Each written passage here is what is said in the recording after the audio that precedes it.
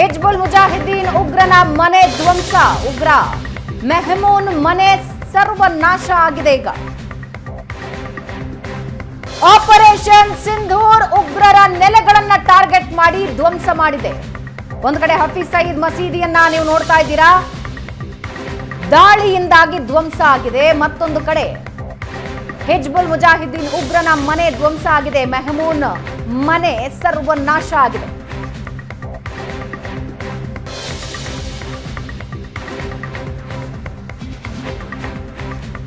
Operation Sindoor non stop live ನಲ್ಲಿ ಭಾರತ ಪಾಕಿಸ್ತಾನದ ಉಗ್ರರ ವಿರುದ್ಧದ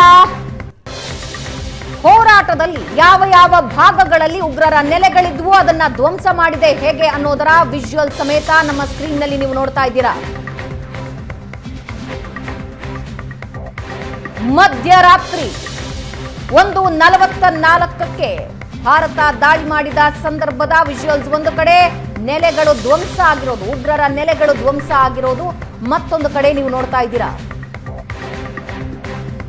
ಹಿಂದೂಗಳ ಸಿಂಧೂರ ಹೆಸರಿನ ಆಪರೇಷನ್ ಲಾಂಚ್ ಆಯಿತು.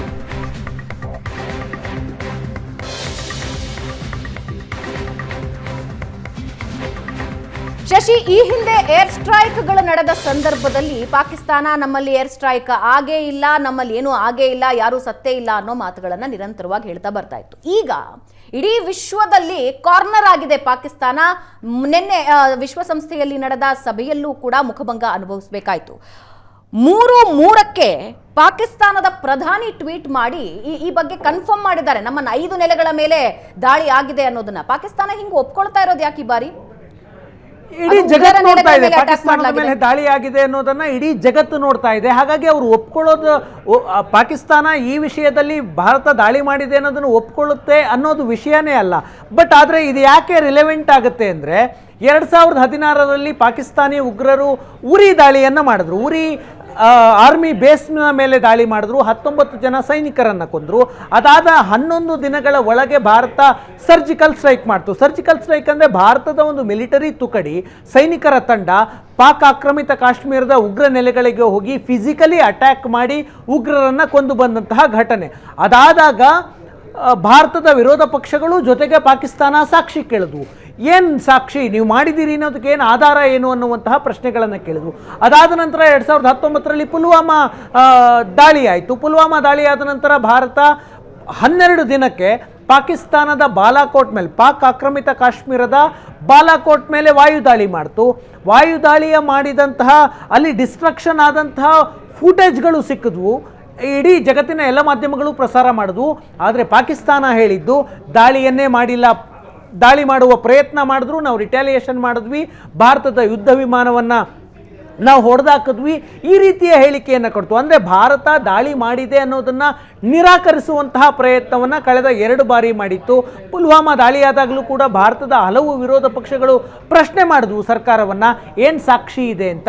ಇವತ್ತು ಪಹಲ್ಗಾಮ್ ದಾಳಿಗೆ ಪ್ರತೀಕಾರ ಆಗಿದೆ, ಸಾಕ್ಷಿ ಜಗತ್ತಿನ ಮುಂದೆ ಇದೆ.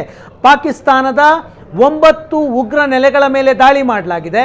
9 ಉಗ್ರ ನೆಲೆಗಳ ಮೇಲೆ ದಾಳಿ ಆಗಿರೋದನ್ನು ಪಾಕಿಸ್ತಾನಿಯ ಜನರು ಮೊಬೈಲ್ನಲ್ಲಿ ವಿಡಿಯೋಗಳನ್ನು ಮಾಡಿಕೊಂಡು ಅವರೇ ಸೋಷಿಯಲ್ ಮೀಡಿಯಾಗೆ ಅಪ್ಲೋಡ್ ಮಾಡ್ತಾ ಇದ್ದಾರೆ.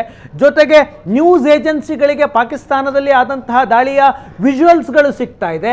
ಜಗತ್ತಿನ ಮುಂದೆ ಭಾರತ ದಾಳಿ ಮಾಡಿರುವಂತಹ ದೃಶ್ಯಗಳಿದ್ದಾವೆ. ಇಂತಹ ಸಂದರ್ಭದಲ್ಲಿ ಪಾಕಿಸ್ತಾನ ಇದನ್ನು ಒಪ್ಕೊಂಡು ಕೂಡ ಇದೆ.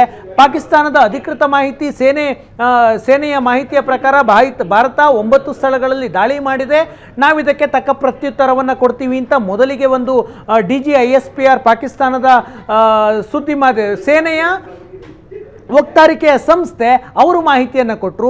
ಈಗ ಪಾಕಿಸ್ತಾನ ಒಪ್ಕೊಳ್ತಾ ಇದೆ ಭಾರತ ನಡೆಸಿರುವಂತಹ ದಾಳಿಯಲ್ಲಿ 8 ಜನ ಬಲಿಯಾಗಿದ್ದಾರೆ ಮತ್ತು 30ಕ್ಕೂ ಹೆಚ್ಚು ಜನ ಗಾಯಗೊಂಡಿದ್ದಾರೆ ಅನ್ನುವಂತಹ ಮಾಹಿತಿಯನ್ನು ಪಾಕಿಸ್ತಾನ ಕೊಡ್ತಾ ಇದೆ. ಈಗ ಭಾರತ ದಾಳಿ ಮಾಡಿರೋದಾದರೂ ಯಾರ ಮೇಲೆ?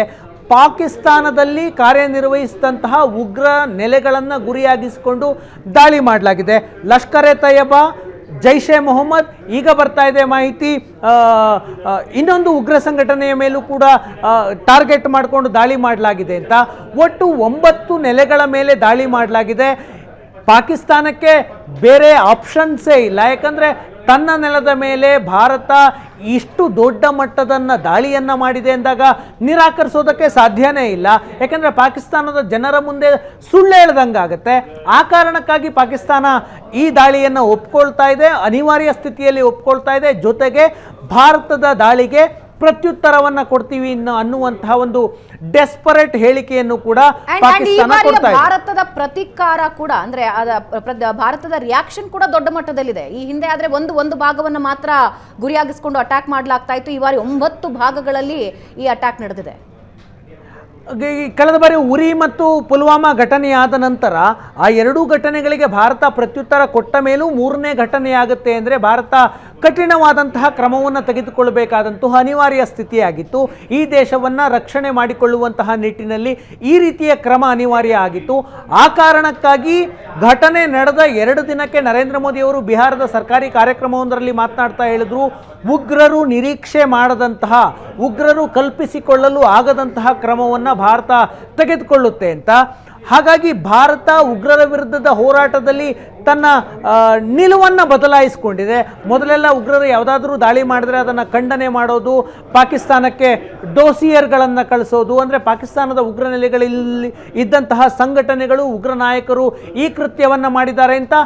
ಯಾವ ದೇಶ ಭಾರತದ ಮೇಲೆ ಉಗ್ರ ದಾಳಿಯನ್ನು ಮಾಡುತ್ತೋ ಅದೇ ದೇಶಕ್ಕೆ ನಾವು ಸಾಕ್ಷಿಯನ್ನು ಕೊಟ್ಟು ನೀವು ಮಾಡಿದ್ದೀರಿ ಅಂತ ಹೇಳುವಂತಹ ಪ್ರಯತ್ನಗಳಾಗ್ತಾ ಇತ್ತು. ಈಗ ಭಯೋತ್ಪಾದನೆಯ ವಿರುದ್ಧದ ಯುದ್ಧದಲ್ಲಿ ಭಾರತದ ನಿಲುವು ಬದಲಾಗಿದೆ. ಅಂದರೆ ನೀವು ಭಾರತದ ಮೇಲೆ ದಾಳಿ ಮಾಡ್ತೀರಾ ಅಂದರೆ ಅದಕ್ಕೆ ಪ್ರತ್ಯುತ್ತರವನ್ನು ನಾವು ಕೊಡ್ತೀವಿ ಎನ್ನುವ 2 ಮುನ್ಸೂಚನೆಯನ್ನು 2016ರ ಉರಿ ದಾಳಿ ನಂತರ, 2019ರ ಪುಲ್ವಾಮಾ ದಾಳಿ ನಂತರ ಕೊಡಲಾಗಿತ್ತು.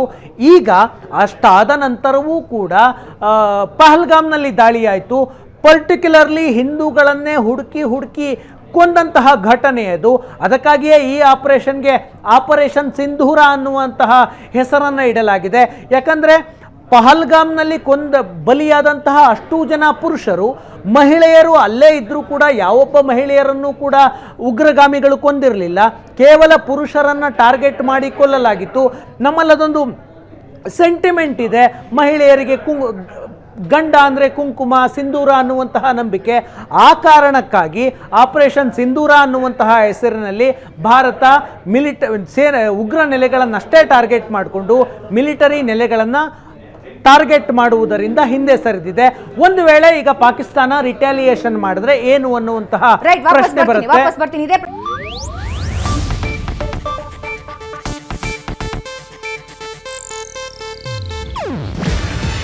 ಇದು ಏಷ್ಯಾನೆಟ್ ನ್ಯೂಸ್ ನೆಟ್ವರ್ಕ್ ಪ್ರಸ್ತುತಿ.